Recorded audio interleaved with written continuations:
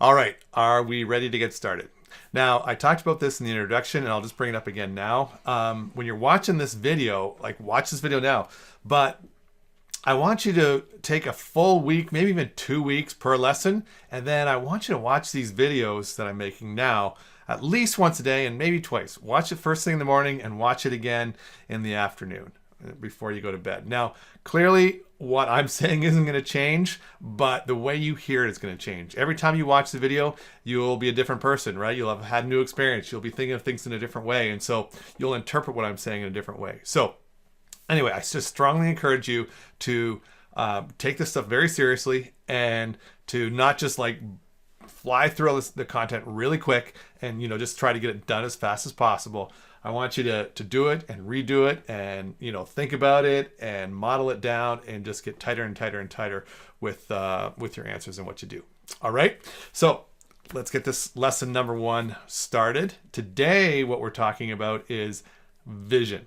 All right, and vision, I'm probably going to say this in every class, but vision is the most important thing. All right, you need to know where you're going. You need to have a destination. If you don't have a destination, then you're just flying aimlessly, right? You got no idea. You got no roadmap. You can't have a roadmap to somewhere where you don't know where you're headed. Okay, so imagine you were gonna take a vacation. You're like, okay, I'm going on vacation. So you pack your suitcase, you load the suitcase in the car, maybe you load the family, whatever. You get everything going. You back down the driveway. Now you're on the street. Which way do you go? You go left, you go right. I guess you go left, right? You go left. Actually, I used to go on vacations with my buddy Derek in my van like this when I lived in Colorado. But you don't want to live your life this way. But we used to do that. Anyways. So you just turn left, you turn left, turn right, and then eventually you're gonna run out of gas and you're gonna be somewhere. And maybe you're in Detroit. And maybe that's your maybe that's where you are. You went on a vacation in Detroit, right in the Motor City. You're not in sun. There's no water parks, and you're in Detroit, and that's where you are. Now, I'm not saying you got a crappy life now, but if you're on this course, it's because you want something better, right? And so I want you to take a look at your life right now, and try to look at it both objectively and subjectively, right? So look at it from a distance, but also look at it. Don't be afraid to pass judgment. So if you are currently working on a crappy dead-end job that you hate, then own that. Say, yeah, I'm at a crappy dead-end job that I hate. It's funny because there are so many jobs out there, and most of them, when you go to a party, right? You go to a party, you're talking to somebody, and you're like, hey, what do you do? And how often do they say they're doctor, lawyer, Indian chief, right? There used to be a skipping game. When we were growing up, there were only maybe 15 or 20 jobs that we knew of. You could be a cop, you could be a lawyer, you could be a doctor, you could be... Okay, maybe there was only 3 jobs you knew of growing up, right? And how many millions of jobs? My wife is a procurement officer. She buys... I don't even know what she buys. She works for Department of National Defense. Anyway, let's not get into her job. But I've been to her building, and there are hundreds of cubicles. And I have no idea what any of those people do and how they stay busy all day. But they all have jobs. And how many of those people do you think in high school, growing up, if you would have said, hey, what do you want to do when you grow up? Oh, I want to be a procurement officer for the federal government and work on the 7th floor of a 20-floor building and work in this little cubicle doing stuff that nobody knows about, nobody understands. How many high school students today have that goal? But somehow all those jobs get filled, right? And what ends up happening is that life ends up dictating to you what's going to happen instead of you dictating your life because you don't have a vision. All right. And I think so many of us are guilty of that. I've been very fortunate for 2 reasons. One, because I've never been afraid to dream. And I don't know why that is, because I didn't come from a family like this, but I've always been, willing to see something that's crazy and say, I'm going to do that. I don't know how I'm going to do that, but I'm going to do that. And on the flip side, I've also been given opportunities that weren't in alignment with what I wanted to do. An example of that is my first year at a university, I hurt my back. I was a canoe guide I was working as a canoe guide. No, I didn't hurt my back. I hurt my shoulder. Hurt my shoulder. I couldn't portage anymore. I couldn't really lift my arm above my head. And there's just so many things I couldn't do. So I ended up, I had to leave the canoe guide job early. But so my dad got me a job where he worked. And he worked in the office of a company that made corrugated boxes. That's what they did. Again, I don't think my dad grew up saying, hey, man, I want to be the sales manager for a corrugated box company. But that's what he ended up doing, right? And he got me a job in the plant making the boxes. I worked on what was called the waxer. It was pretty cool. Sheets of cardboard would go in a machine standing upright, and wax would pour down on them. So the operator would feed them in the one side, and then I'd be on the other side. I would catch them with my 10 fingers, and then I would put them together, and I'd put them on a little belt, and a strap would go around, and I'd put them over here, and then they would go somewhere. That's what I did. And I was making as much money doing that as my dad was making in the office, because I wasn't a student laborer. I was a union laborer. So I was making union wages. My dad was in the office. He wasn't in the union. So it took him like 15, 20 years to earn the salary that he was making. But as a union employee, I walked in, I made as much as he was, right? And so he got me that job. And then when school started again, I went back to school. And he's like, dude, what are you doing? Like, you are making as much money as it took me, 20 years to earn. And you're just walking in at that income level. Like, what's university going to get you? And this is where, my vision wasn't clear. I haven't always been like this awesome vision guy, but I knew that I didn't want to do that. I didn't know what I wanted to do. Actually, I knew I wanted to guide rafts, and so that was part of my plan. But I knew I didn't want to do that, so I turned that down. All right. But you have to have a goal. Like one of the craziest things that I did was a long time ago, we rented a movie called Aspen Extreme. Rent the movie. It's a cool movie, and it's about these two guys in Detroit who like to ski, but there's like this little bump in Detroit that maybe gets a week of snow. They're like, you know what? They quit their jobs, they got in their van, and they moved out to Aspen, and they became like ski instructors, and like one guy died. I wasn't that guy, I was the other guy. And the other guy like married a millionaire.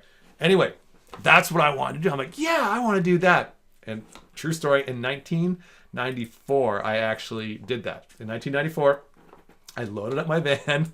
Right after I went to a Pink Floyd concert at Canadian National Exhibition, the next morning I loaded up my van and I drove to Colorado with my mountain bike, with my skis.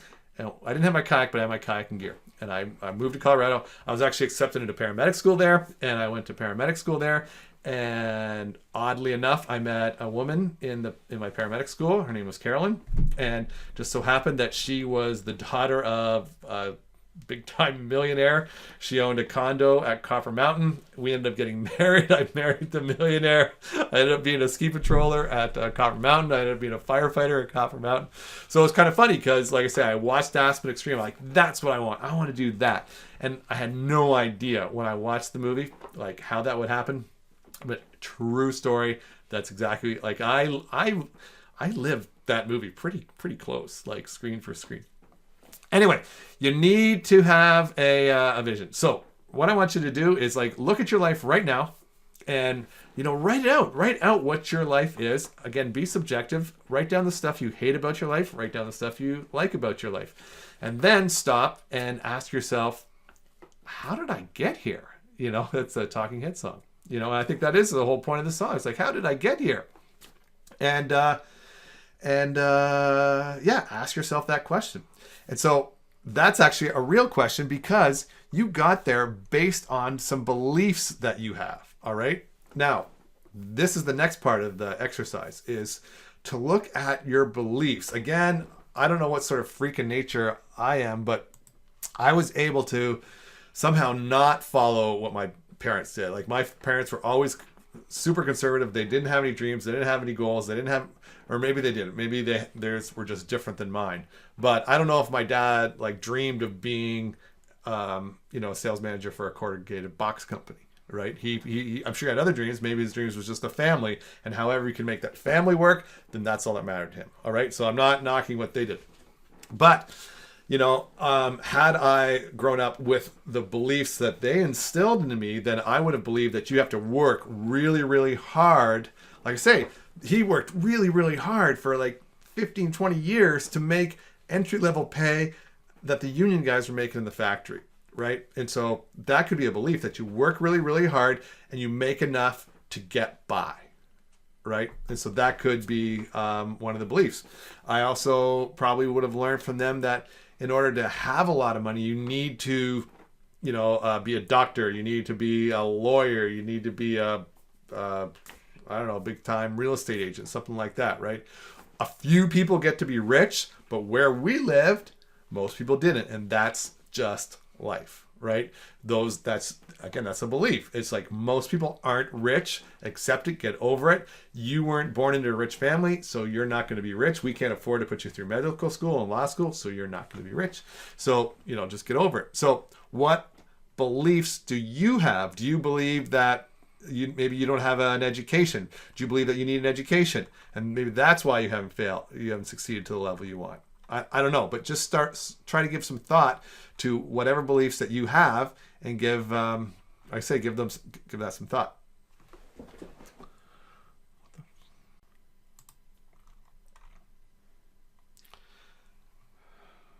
Now what I want you to do is think about, what if you didn't have those beliefs? What if you lived in a belief-free world, right? In your mind, you didn't have all these, beliefs, these paradigms to deal with. What if you didn't have those? How would your life be different, right? Give that some thought.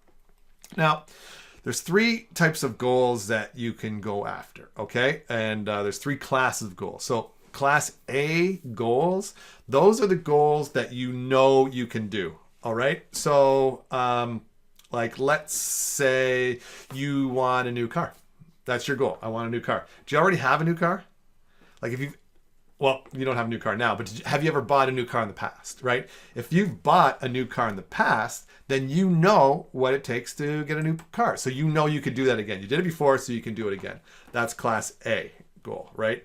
Class B, that is something that's a goal that you think you can get. All right. So, paying off your credit card. Let's say you've got a big credit card, and you're like, you know what? I want to pay off this credit card, and I think I can do it. All I need to do is I need to stop using the credit card, so I won't carry it anymore. I'll lock it in the safe, so I don't have access to it anymore. And then I see what I owe, and then what I'm going to do is every week I'm going to pay X amount of dollars, and then after 24 weeks or 24 months or 36 months, then I'll have that credit card paid for. That is the plan, and you think you can do that, right? Like, I think I can afford an extra $100, $200 a month to put towards this credit card. I think I can do that. So if you think you can do that, then that's a plan that you think you can get.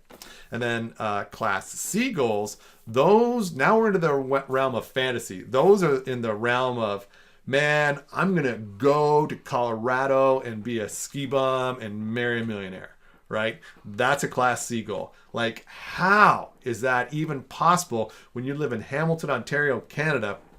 You're working on an ambulance, and yeah, you don't really know how to ski.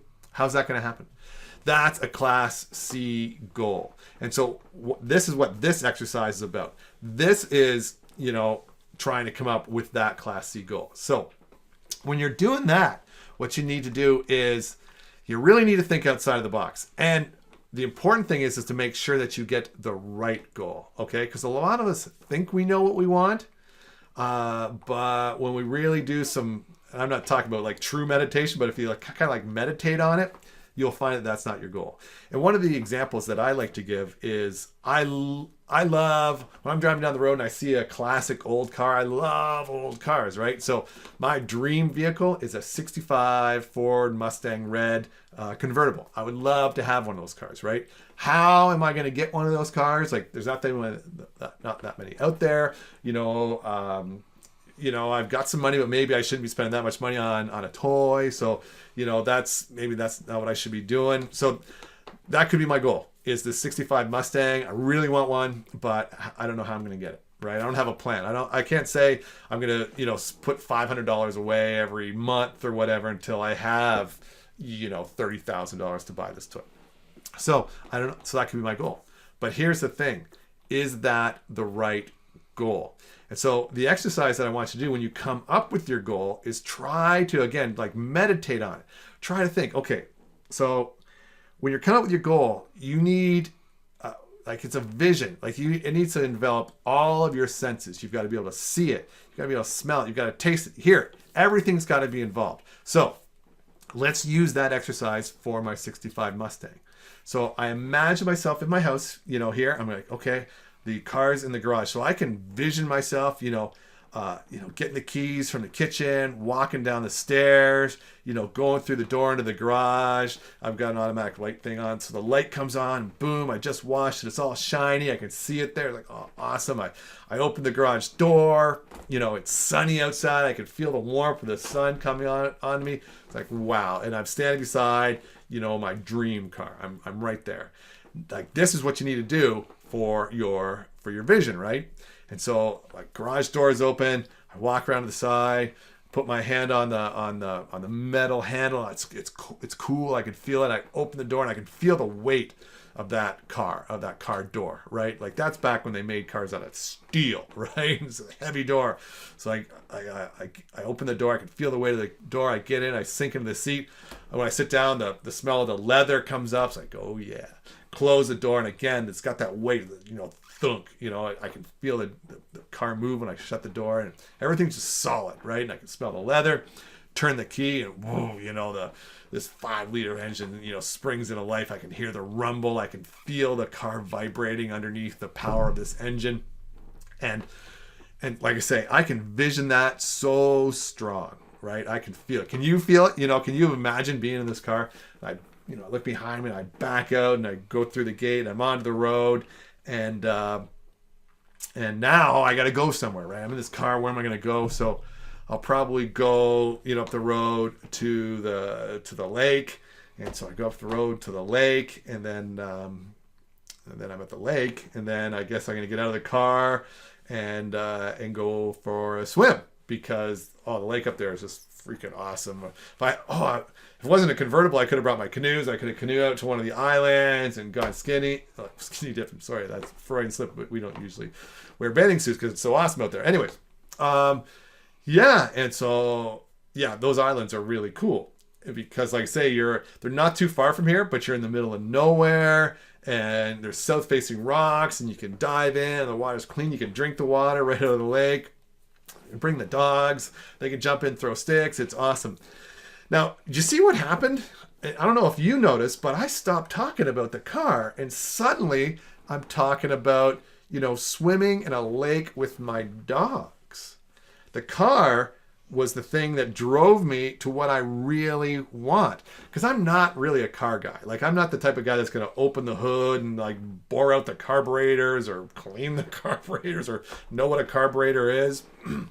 So what I am, I like being outdoors. I like spending time with my dogs. So my real goal, my real vision has to be something that involves water, a lake, privacy, my dog's canoe. That's my real dream. And so it would be wrong for me to pursue this vision of having this Mustang because I really don't dig it that much. It's kind of a cool thing to have, but the reality is, and you might have things in your house like this. Oh, I gotta have it. It's so cool. You get it, you play with it for half an hour, and then it goes on the shelf. You never see it again.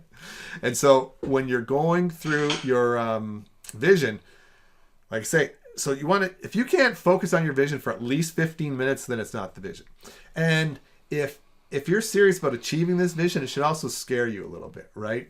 So like if back in the day I would have said, I am going to go to Aspen and be a ski bum. I'm going to quit my job here. I'm going to leave everything behind to follow this dream. Again, I don't know how I'm going to do it. And it'd be pretty scary, leaving the security of this cool ambulance job I had, leaving all my friends to go do that. And especially when I don't know how it's going to pan out, right? So your dream should actually scare you a little bit, all right? Now, once you have this goal in place, what I need you to do is write it down as though it already exists, as though that is already your present reality. Okay, so that story I had, like, I could sort of fast forward through the whole car thing, but I could talk about, like I would say, I'm so happy and grateful that every day I'm able to, get in my truck, load up the dogs, load up the canoe, and me and Willie and Fred, we hop in the canoe and we paddle that island that I like so much, because I love the ability just to go swimming every day and feel the sun on my face and the cool water when I dive in, and like write it as though it's really happening. You want to write that out, okay? And make it like the story I told about the Mustang. Like, get the smells, get the sounds, get it all in there, okay? Make it as real as you can. Okay? Once you have that, then you have to ask yourself, am I able to do this? Right? Now, going back to my Aspen Extreme story, was I able, back before I did what I did, was I able to go to Colorado and make all that happen? Yeah, I was able. Like, there's nothing really stopping me from doing that. Like, if I had committed a crime in the United States or something, I was banned from the U.S., then that would be a silly goal. Like, because if I'm ineligible to enter into the United States, then I shouldn't have a goal of going to Colorado, right? So, you got to ask yourself, am I able? Look around, have other people done it? And you know what? The thing is you shouldn't choose something that everybody has done, because then it's probably a class B goal and not a class C goal. But it's because it's got to be out there, right? It's got to be a big, bodacious vision. But if you are, physically able to do it, then go for it, right? So you have to ask yourself, am I able? Am I not able? Okay, and be honest about, like my motto and everything that I've done is, if it can be done, it can be done by me. And that is not cockiness. That's just a matter of fact. Like, if somebody else has, I built this house. I built this entire house with no experience in construction and carpentry and plumbing and electrical, but I did all that myself. And the thing is if somebody, a whole bunch of people know how to do carpentry. Like, so if they can do it, why can't I do it? Like, there's nothing stopping me. It's not like I don't have any thumbs. Again, if I didn't have any thumbs, not knocking people that don't have thumbs, but that might have made it harder. Again, not impossible, but I don't want to get off track. But the thing is ability-wise, there is nothing that would stop me from knowing how to do drywall and taping drywall and insulating properly and setting the right slopes. I looked it up. What's the right slope for the drainage plumbing and all that stuff, right? So if it can be done, it can be done by me. If somebody else can do it, then why can't I do it? Okay? So that's the thing. Are you able? Now, the next thing is are you willing to do what is necessary? Okay? So let's say my goal is to run a sub 5 minute, I want to run a mile in under 5 minutes. Okay? I'm 49 years old. The fastest I've ever run a mile is just barely under 6 minutes. Okay? And that was in my early 20s. So now I'm almost 49 years old. I am 49 years old. So I'm 49 years old, almost 50 years old. And am I able to run a sub 5 minute mile? And the thing is lots of guys my age are running sub 5 minute miles. Health wise, there's nothing wrong with my health. And so technically there's nothing stopping me from being able to run a mile in under 5 minutes. But the question is am I willing? Am I willing to do what it takes? And so I don't know how I'm going to run to sub 5 minute mile, because again, I've never even come close to that, even when I was running more seriously in my 20s. But I do know that if I want to do it, I'm going to have to make sacrifices. I'm going to have to lose at least 30 pounds. To do that, that means I'm going to have to stop eating, the sweets that I love. That means I'm going to have to stop drinking the wine that I love. That means I'm going to have to start, exercising a lot harder than I do every single day. I'm going to have to follow a very rigid program. I don't follow rigid stuff very well, right? So I'm able to run under 5 minutes. I know I'm able, but am I willing to do the work that it's going to take to attain that goal? And the truth of the matter is, I'm not willing. I'm not willing to do that amount of work for that particular goal. But let's change what the goal is. Let's say I need to lose 30 pounds. I need to follow a rigid program. I can't eat sweets anymore. I got to cut back my wine drinking. But if I do those 4 things, I will have $1 million in recurring revenue every single year. Now, So I'm able to make $1,000,000. Lots of people are making $1,000,000. And let's say that the things that I need to do to acquire that, and this has no, one thing shouldn't lead to the other, but let's say that's what I need to do. The whole running stuff. If I can do all that running stuff and I make $1,000,000 a year, well, now suddenly I would be willing in that case, because then the goal is big enough for me to do what I need to do to make it happen. All right. So that's the second thing. If you're able, great. Now, are you willing? All right. So you've probably figured out we're kind of speaking a little bit with this whole vision thing with the law of attraction, like what your thoughts become things, right? But the thing is your thoughts don't become things by you just sitting on the couch. And this is where you being willing comes into effect. So you got to think about what steps do you need to take right now, and what steps do you need to do every day that are going to get you closer to that ultimate goal, right? Now, I wanted to go and do the Aspen Extreme stuff, but I didn't just sit on the couch and, wait for like a movie producer to ask me if he wanted me to star in their movie that they're filming in Aspen. No, I went out and I got all this ambulance training, this paramedic training, and then I applied to a school in Denver, right? And I applied to this school. Then there was this really cute girl in my class that I, kind of put the moves on, right? And just so happened then she ended up being a millionaire. So I was doing all these things that allowed the universe to give me what I needed. But I went out there first and I made the first steps. I just didn't sit there, stagnant. I was always moving forward, moving towards something. And while I was moving towards something, what I wanted was actually moving towards me at the same rate until one day we came together and real things happened. So what 6 action steps can you start doing today, and can you do every day from now until it happens, that'll make that dream a reality? That's the next thing you need to do. Start thinking about what can you do, what changes you can make right now, 6 things that you can do consistently that'll help you bring you closer to your goal. All right? The last thing you need to do, and here's mine here, is in the paperwork, in the lesson plan or whatever, the written stuff, there is a outline for a card. You need to write down your vision very succinctly for what you want. It needs to be on a piece of paper, and it needs to be with you all the time. You have to keep bumping into it. You could have one, or you could have multiple. You can have one like on the corner of your TV, on your monitor. So every time you look at your monitor, your vision's there. You have another one taped to your fridge. So every time you go to the fridge, like, whoa, there's my vision again. You got another one taped to the steering wheel of your car. So every time you go to your car, whoa, there's my vision again. So this vision is always in your head. And this vision that you did earlier is in the present tense. I am so happy and grateful now that, right? Because it's present. I'm so happy and grateful now that I get to go canoeing with my dogs every day. I'm so happy and grateful now that I live in it wasn't Aspen, it was Copper Mountain. Now I live in Copper Mountain with this awesome woman. I ski every day. I have a condo that looks at the ski hill. On powder days, I'm the first person on the lift. I could ski right down the hill into my garage, right? That's a little bit longer than your card, but it's written in the present tense, okay? And you want to have that so you're bumping into it all the time, like 100 times a day.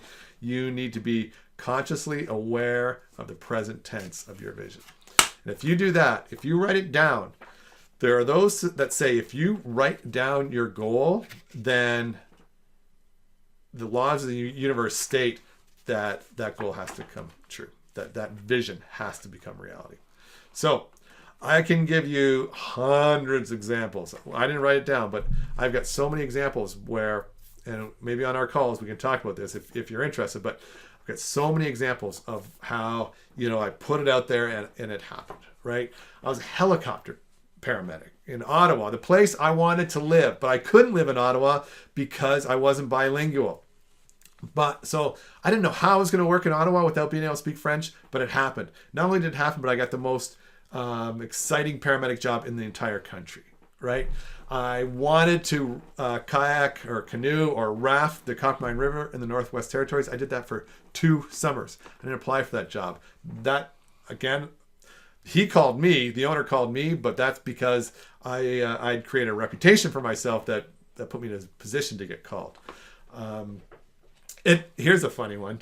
My mom is like 5'6". My dad is 5'10". My vision growing up was to be 6'2".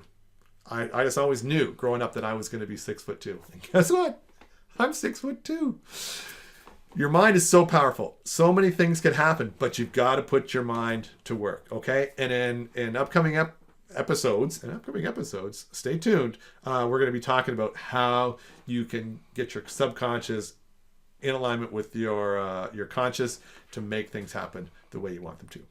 All right, so that's it. That's all. Again, this is a bit long, but if you get the little Google speeder upper thing, you can watch this video at like 1.7 times speed, and you can watch this entire video in like 10 or 12 minutes. All right, so watch this video again and again and again. Do your homework. Do all the questions that are in the attachment, and then make sure you do your card. And your card is everywhere, and you're seeing it all the time. And this is going to be the first step to making your vision a reality. All right, guys. I hope you enjoyed the lesson, and we'll see you in lesson 2. All right. Bye-bye.